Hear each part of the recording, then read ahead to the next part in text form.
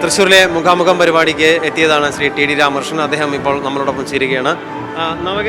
നവകേരള സദസ്സിൻ്റെ തുടർച്ചയായിട്ടാണ് ഇപ്പോൾ ഈ മുഖാമുഖം പരിപാടി, പ്രത്യേകിച്ച് സാഹിത്യകാരന്മാർ, കലാകാരന്മാർ, സാമൂഹ്യ പ്രവർത്തകരെല്ലാം ഉൾപ്പെടുത്തിക്കൊണ്ട് തൃശ്ശൂരിൽ ഇന്നത്തെ ഈ പരിപാടി നടക്കുന്നത് അങ്ങ് എങ്ങനെ നോക്കി കാണുന്നു? പ്രത്യേകിച്ച് അങ്ങ് തൃശ്ശൂർക്കാരൻ കൂടിയാണ്. വളരെ നല്ലൊരു കാര്യമാണ്. എന്താണെന്ന് വെച്ചാൽ സാംസ്കാരിക രംഗത്തുള്ള ആളുകളായിട്ട് ഒരു ബന്ധം ഉണ്ടാവുകയും അതിൻ്റെ പ്രശ്നങ്ങൾ എന്താണ്, അവിടെ ഉള്ള കാര്യങ്ങൾ എന്താണെന്നുള്ളത് നേരിട്ട് മുഖ്യമന്ത്രി തന്നെ അറിയാൻ ശ്രമിക്കുന്നു എന്ന് പറയുന്നു വളരെ സന്തോഷമുള്ള കാര്യമാണ്. അത്തരത്തിലുള്ള ഇടപെടലുകൾ കൂടുതൽ തുടർച്ചയായിട്ട് ഉണ്ടാവണം എന്ന് ആഗ്രഹിക്കുന്ന ആളാണ്. ഈ നവകേരള സദസ്സിൻ്റെ പ്രഭാത വേദിയിൽ അങ്ങ് പങ്കെടുത്തിട്ടുണ്ടായിരുന്നോ? ഉണ്ടായിരുന്നു.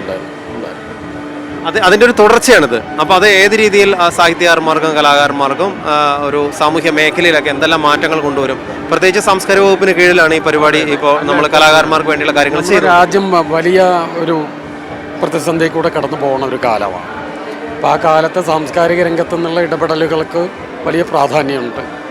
അത് തിരിച്ചറിഞ്ഞുകൊണ്ടാണ് CM അത്തരത്തിലുള്ള ഒരു കാര്യത്തിന് മുൻകൈ എടുക്കുന്നതും എല്ലാവരുടെയും അഭിപ്രായങ്ങൾ അറിയാൻ താല്പര്യപ്പെടുന്നു. സന്തോഷമുള്ള കാര്യമാണ്.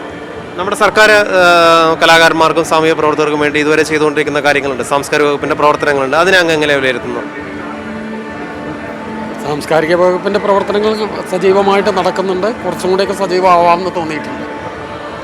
നിർദ്ദേശങ്ങൾ എന്തെങ്കിലും അങ്ങ് ഇന്നത്തെ വേദിയിൽ നിന്ന് പങ്കുവയ്ക്കുന്നുണ്ടോ? നോക്കാം. അവിടുത്തെ ഒരു പൊതുവെ ഒരു ചർച്ചയുടെ സ്വഭാവം എന്താണെന്ന് നോക്കിയിട്ട്. തീർച്ചയായും വളരെ തിരക്കിനിടയിലും ഈ സമയം നമ്മളോട് പങ്കുവച്ചതിന് ശ്രീ നന്ദി ടി ഡി രാമകൃഷ്ണൻ.